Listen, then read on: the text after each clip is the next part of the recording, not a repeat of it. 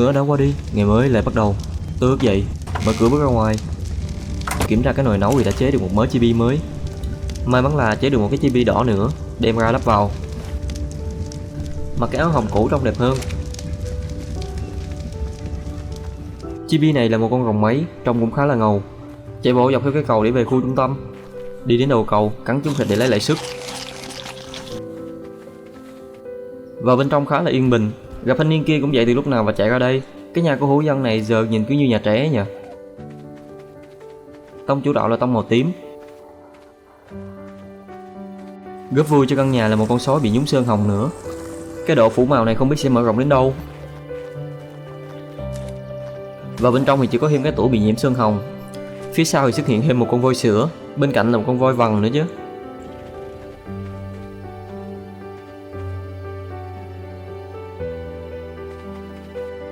Chủ nhân của những tác phẩm nghệ thuật cũng đã gửi sói đi đến.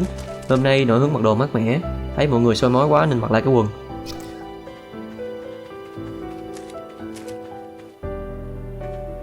Chơi chút thôi thì chạy vào nhà kho, đến kiểm tra cái nồi nấu thì có cả đống chibi nhưng không có cái nào hiếm cả.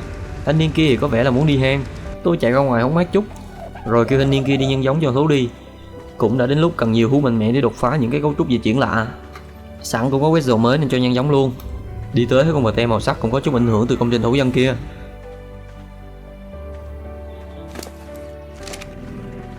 Cạp chút thịt, uống chút nước để bổ sung năng lượng. Cái chuồng gà gần tâm ảnh hưởng nhất nên không thể thoát khỏi.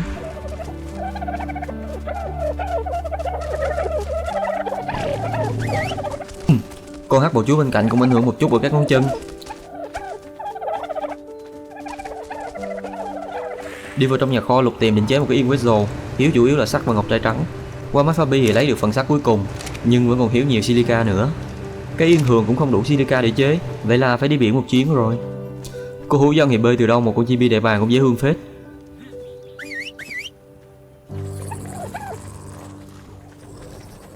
Chạy vòng quanh để kiểm tra đất đai một chuyến. Leo lên bờ tê để quan sát từ trên cao, thấy bầy bò chúa đi ầm ầm về một chỗ. Có lẽ là thanh niên kia đang tập hợp lại để nhân giống. Sẵn có bờ tê, lượn lờ xem bờ tuyết bên cạnh xem có gì chơi hay không. Hay một con voi ngà đỏ cũng được.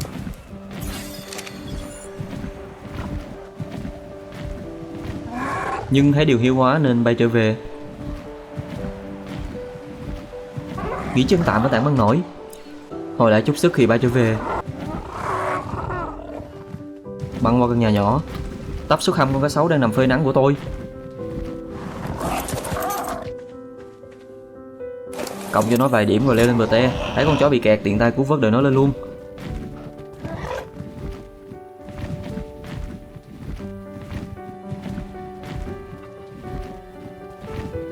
Tấp vào nhà đậu đậu.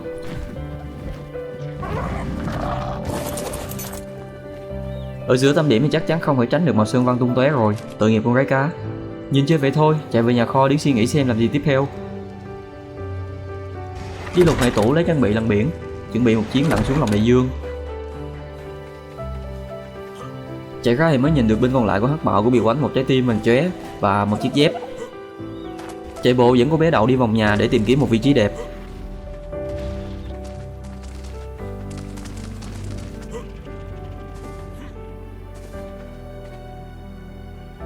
Khó để quan sát từ dưới đất, cưỡi đeo bàn bên cạnh bay lên để tìm.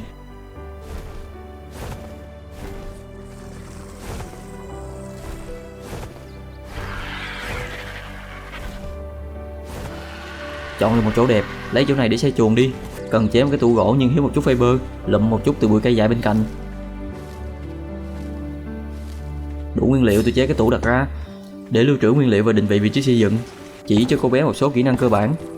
Vì nền đất không bằng phẳng nên không sử dụng nền, mà thay vào đó là sử dụng trụ đỡ để làm móng cho công trình luôn. Kế tiếp là lấy điểm cao nhất để lắp sàn ra định vị độ cao cho cả công trình, rồi lắp sàn ra phủ phần diện tích sử dụng. Lắp thêm răm dốc kéo dài xuống đất để lên xuống được thuận tiện hơn. Thấy có thông báo của Parasol chúng tôi lập tức chạy trở về.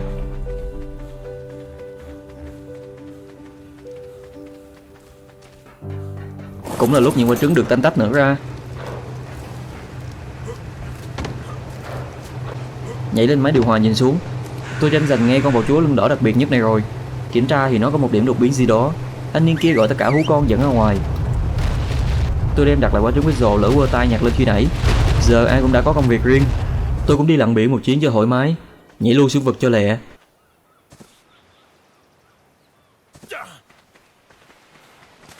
Chạy đến leo lên lưng cá sấu, khoác áo lặn lên người rồi lao vào lồng biển đã lâu không trở lại.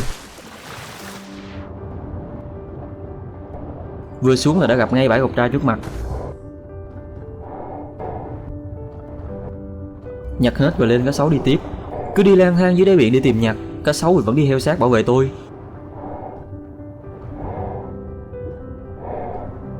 Đi nhặt 7749 lần như vậy thì cũng đã chán, ngồi lên mặt nước để tìm ánh sáng.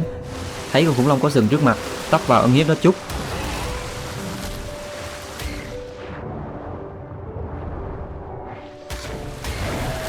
Rồi cũng bơi ra đi tiếp. Thấy trong bờ hồ có vẻ ồn ào náo nhiệt. Cầm ống nhòm sâu thì có vẻ là không có gì đặc biệt. Lia ống ngắm thì thấy một bầy hú khá là chất lượng. Một con cano cấp độ 115 bên cạnh một con khủng long có lông vũ cấp hẳn 140. Cấp độ của những con hú xung quanh cũng khá cao.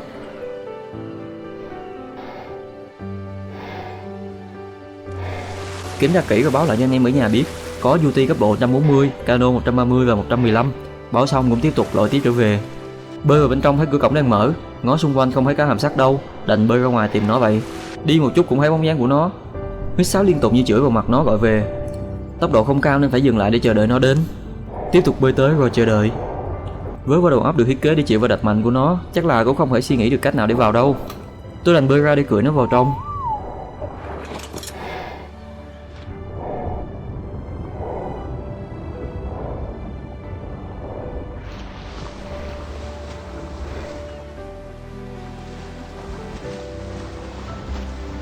Bơi ngược trở ra, đóng cửa và lết xác cá sấu lên bờ.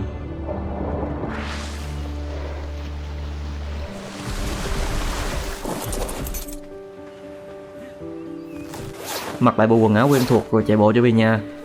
Cái việc di chuyển ở đây phải chạy đi chạy lại liên tục cũng khá là bất tiện. Thấy mấy con sói đang nằm lung tung, cưỡi một con đi theo tôi trở vô nhà. Đến nó pha bi dồn hết nguyên liệu vào trong, lấy lại một bó ngọc trai đem nhét vào bàn pha bi. Chạy ra xem đậu xây tới đâu rồi. Cũng lắp xong sàn và chuyển sang cắm trụ lên cao rồi nhờ. Giờ còn đợi thanh niên kia đi thu thập bọn sắt về nữa. Giờ hiếu sắt không chế tạo được gì, giờ cũng không biết làm gì đâu. Leo lên tảng đá hú gọi đe bàn trở về rước tôi.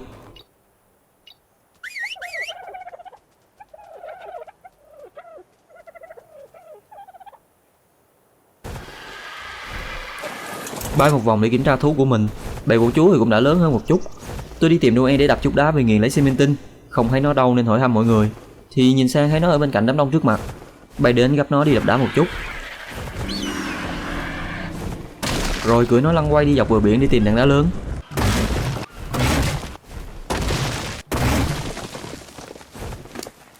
Đủ đá thì đem nó trở về nhà kho. Cưỡi khá lửng đi ra chỗ khác cho trống chỗ rồi cưỡi lăn Noe đến cạnh bàn hóa học để đem đá nhồi qua. Hiếu săn thì chạy ra lò nung để lấy. Bật lên cho máy hoạt động liên tục chế tạo. Quả trứng vít khi nãy cũng nở ra được một con kháo khỉnh. Thanh niên kia đem quặng sắt về đứng cạnh lò nung, cũng giúp thanh niên kia chuyển số quặng sang lò để nung nấu. Thanh niên đem về cả tấn quặng sắt không biết khi nào thì xài hết nữa. Nung được một ít sắt là đem vào trong để chế tạo ngay cái yên cho vít đem ra lắp cho nó. Cưỡi lên thấy nặng thì ra là còn một ít quặng sắt trong người nó. Cưỡi đến lò nung và chuyển quặng sang.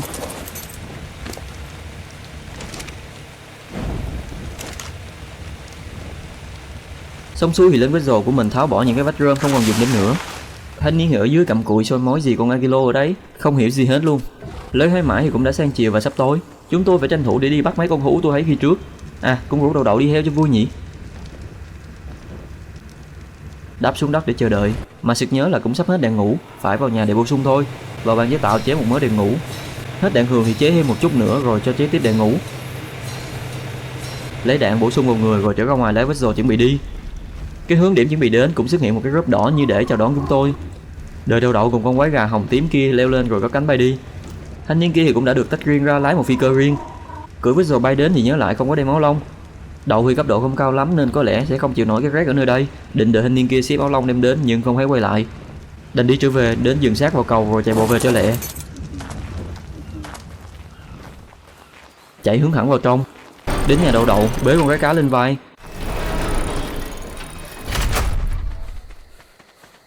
định cưỡi VT nhưng nó không vác nổi, đành kêu nó bay theo tôi và mạnh ai nấy chạy về Vessel.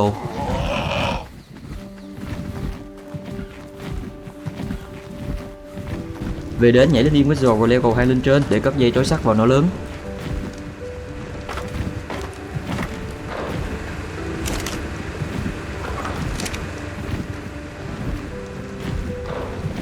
Leo xuống ném cái cá ra cho đậu dùng để sưởi ấm.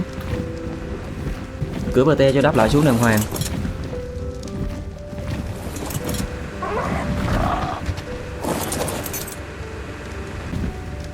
Tôi nhảy xuống để cưỡi thì BT lại bay lên.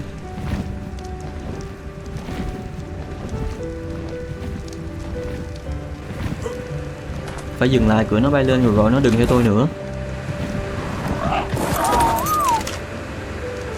Giờ thì tập trung phi đến nơi tôi cần đến thôi. Những mục tiêu dần dần xuất hiện trước mặt. Cầm ống nhòm soi đến mục tiêu chính. Nó đang gầm hét hung dữ bên dưới cùng với 500 anh em của nó. Nhìn lại thì mục tiêu cũng to lớn không thua bầu chúa là bao. Trời cũng đã ập tối. Đi gần thì còn nhìn thấy được sóng âm phát ra làm rung động cả không khí. Nó vẫn bơi bám theo sát tôi ở dưới nước mà vẫn nghe nó gầm hét liên tục. Giờ này tôi lại bị khát nước mới đau chứ. Đau hơn nữa là bình nước tôi đem theo đã cạn kiệt. Bơi đi ra xa nó một chút, canh đủ xa tôi leo ra quan sát rồi nhảy xuống làm ngụm nước.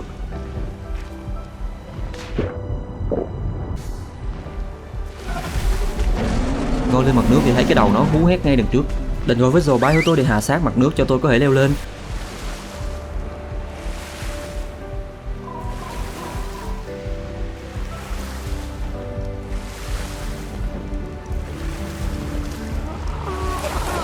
Rồi bay lên cao một chút, quay lại thử gấp nó. Gấp 2 lần không được thì đưa ra kết luận sớm luôn là Wessel bỏ tay. Chuyển đổi cách thức dẫn nó đi vào trong bờ rồi tính tiếp. Trời lại mưa tầm tã chắn hết cả tầm nhìn. Nhờ có dàn đèn hành tráng mà hắt sáng được cả khu vực xung quanh. Đi cắn phá bớt những cái cây gần bờ rồi chờ đợi.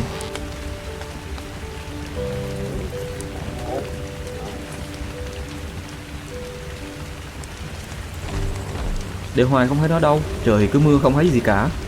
Cứ bay đi mù mịt trong đêm tối. Vừa đáp xuống bờ thì nghe tiếng gầm hét làm con BT hoảng sợ bay đi mất.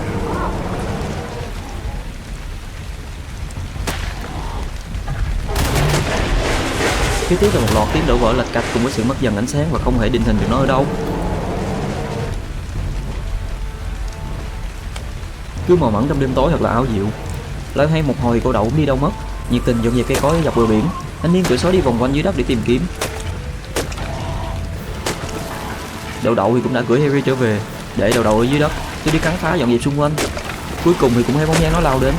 Xung quanh đều tối mịt, chỉ nghe tiếng gầm của nó và thỉnh thoảng lao ra nhưng không biết từ hướng nào. Thấy nó trước mặt, tôi buông tay lái định leo lên nhưng bị nó tấn công. Tôi nhanh chóng chạy về cầm lái với rồ ngay trước mặt nó. Hú hồn. Dừng lại trên cao, buông tay lái và leo lên trên nóc, ngồi lên nỏ bắn xích chờ đợi nó xuất hiện.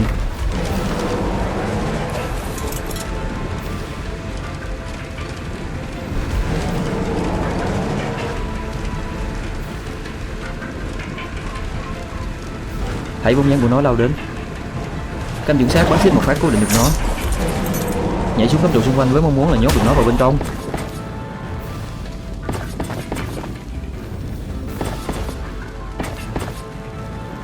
Nhưng không đủ thời gian, nó chạy đi mất với bước chân của một vận động viên. Đành leo lại lên Wessel tìm kiếm nó. Nó đang đuổi bên kia, tôi leo cầu thang lên nỏ để chờ sẵn.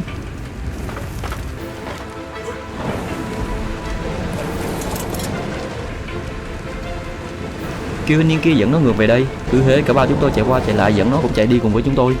Thấy nó đang đuổi theo đậu đậu, tôi leo lên trên nhanh chóng ngồi lên nỏ để canh bắn nó.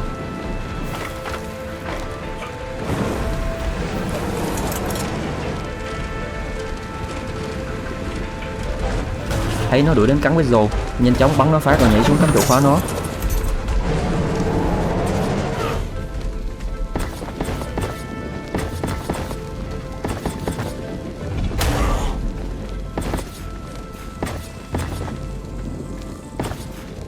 Không đủ thời gian nó xổng ra ngoài cắn tôi. Chạy đến gần Wessel nhưng không cưỡi lên được. Tôi bị cắn quanh kẹt ở lại vách đá không rơi xuống được ngay. Bò xuống đi chạy ra thì bị nó dí theo cạp đầu tôi, tưởng nó xong rồi chứ. Chứ ngu rồi. May mắn được anh niên kia gấp lên cao cứu sống tôi một mạng. Wessel thì cũng bay đến đón được tôi. cắn chút thịt ăn cho hồi máu để tiếp tục đi chiến tiếp. Và bằng một cách thần kỳ nào đấy, thanh niên kia ép được góc nó đứng im lặng và kẹt vào trong vách đá. Tận dụng thời cơ, tôi cầm trụ nhảy xuống cắm ra xung quanh nó.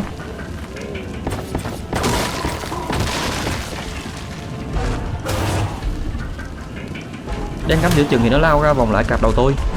Nó cùng thanh niên kia đang dựng hiện trường giả để chơi tôi hay gì. Đeo lại lên vết rồ của tôi đi tiến đến để đặt trụ lên. Liên tục bị nó cắn nhưng sát thương không đáng kể, cứ đứng cho nó cắn và cắm trụ vô tội vạ.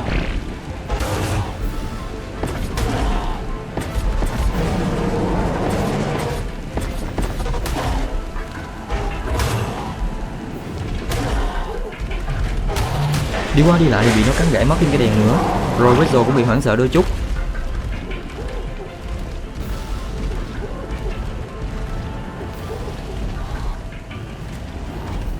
Thôi không chơi đùa nữa, xây dựng đại một cái bẫy có thể sử dụng được.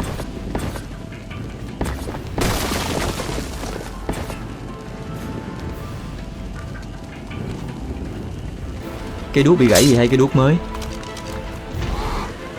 Quay lại chỗ cũ thì nó đến và đứng yên tại vị trí đó.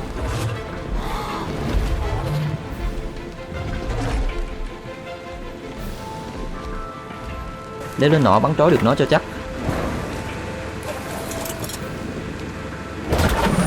Rồi nhảy xuống cắm trụ vây nó lại. Nó bước được ra ngoài nhưng không đi ra được. Tôi tiếp tục xây trụ chặn nó.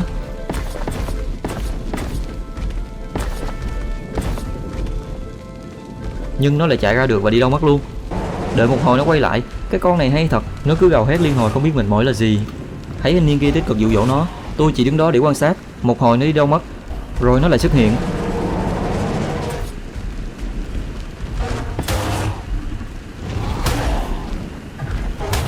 Ép được nó vô trong, tôi leo xuống để lắp chuồng nhốt nó lại. Lần này có lẽ là lành ít dữ nhiều. Đường thoát cuối cùng của nó cũng đã được bịt kín, và đặc biệt là khi bị nhốt nó lại, nó câm họng không gào hét thêm lần nào nữa. Y như rằng nó đã biết thân biết phận về cuộc sống tùy tùng sau này của nó. Sau bao nhiêu vất vả, chúng tôi cũng đã khống chế được nó. Đứng trước mặt nó, chúng tôi bắt đầu làm trò con bò.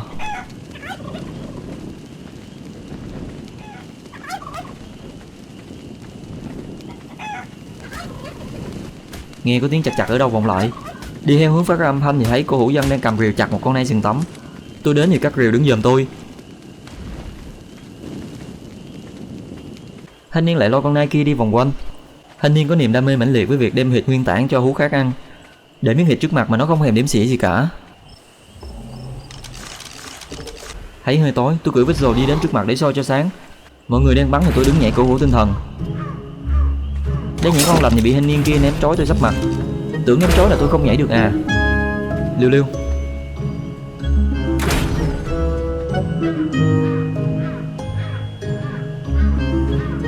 Thấy cô thanh niên không bắn nữa, đoán là hết tên ngủ, nên tôi cũng qua chia sẻ cho cô ấy để bắn tiếp. Mà nó cứ đứng im chịu đau đớn không hay một tiếng.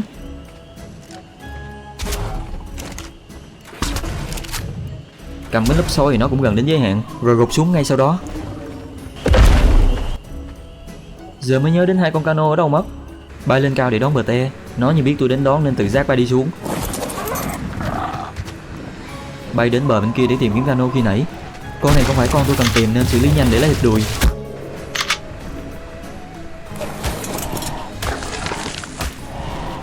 Tìm mãi mới thấy con cấp 115 kia. Thanh niên kia cũng cưỡi sói phi đến.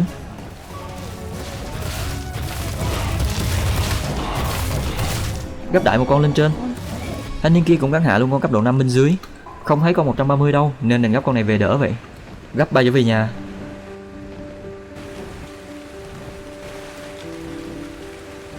Bay đến cái bẫy ở đuôi thuyền gỗ, canh bỏ nó xuống. Canh một hồi thả sao mà thấy nó mất tiêu. Bầy của chú thì di chuyển lệch chỗ. Vậy là cũng hiểu được số phận của con cano kia rồi. Thôi bay về chỗ khủng long đang nằm kia. Thấy hành hương hỏa đã hơn quá nữa. Thanh niên kia đã bỏ nhét đầy thịt đùi vào cho nó rồi. Trời cũng đã bắt đầu sáng sớm. Vậy là đã có một đêm không ngủ rồi. Chạy bộ trở lên đất nhà mình. Thấy sao hú lộn xộn quá. Con Harry với voi cũng đâu mất tiêu. Cô ba báo chỉ tôi rằng bầy hú đang ở dưới rồi quơ cánh đẩy tôi xuống. Leo lên lưng voi rồi gọi tất cả chúng nó đi theo tôi. Để tôi dẫn lên trên lại. Đang sắp xếp việc cô ba báo làm sao mà lọt luôn vào chậu cây của tôi rồi mắc kẹt luôn bên trong.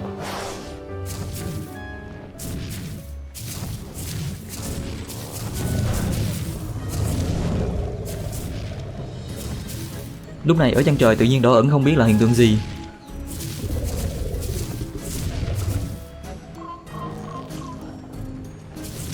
Quay về vấn đề, tôi quơ vòi định cứu nhưng lại túm được anh niên kia và kéo luôn vào trong bẫy. Thanh niên cũng không minh phết, cưỡi với rồi để leo được ra ngoài. Cô thanh niên kia thì không biết, nhảy cà tưng cà tó ở trong đấy. Leo lại lên voi, chụp thanh niên kia lần nữa rồi bỏ vào trong. Tôi cũng đi sang cưỡi với rồi cho thanh niên khỏi dùng với rồi để nhảy ra.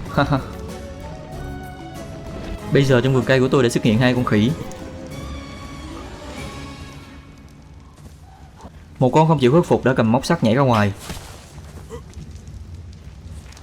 Cưỡi voi đuổi theo nhưng không đuổi kịp tốc độ của hắn. Đành quay lại cố giải cứu đậu đậu ra.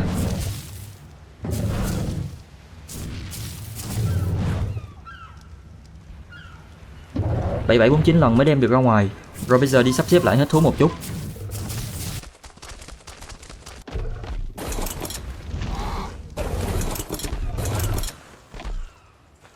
Xong chạy ra ngoài thì con khủng long kia đã tỉnh, phá một trụ rồi leo lên cái sồ cưỡi dẫn nó đi trở về. Mãi mà vẫn không leo lên được yên thì thôi cho nó lội bộ về cho khỏe người.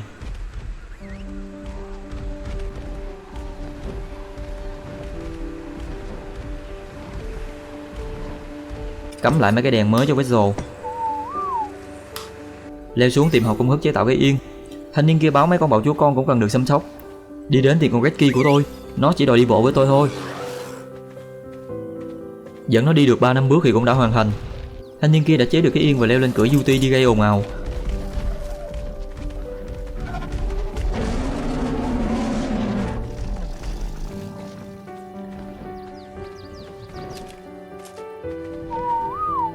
Tôi bật chế độ tự động la làng của nó lên. Sát thương vật lý không, sát thương tinh thần 10.000. Nó cứ thế đứng gầm liên tục chừng nào hết thể lực thì thôi.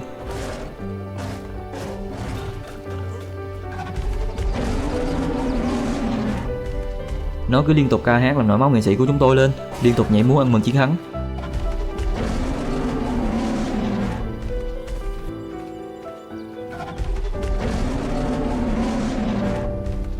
Vui đùa chút thôi, cũng phải chạy về nhà ngủ một giấc cái đã. Gọi con Mate đi theo rước tôi về.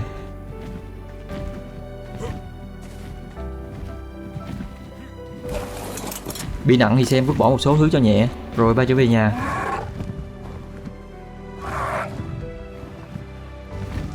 Bay đến nhà đáp xuống cạnh cửa đi. Mở cửa bước vào trong. Châm lò sưởi. Leo lên giường nằm xuống. Ngày dài nữa đã kết thúc. Chúc ngủ ngon.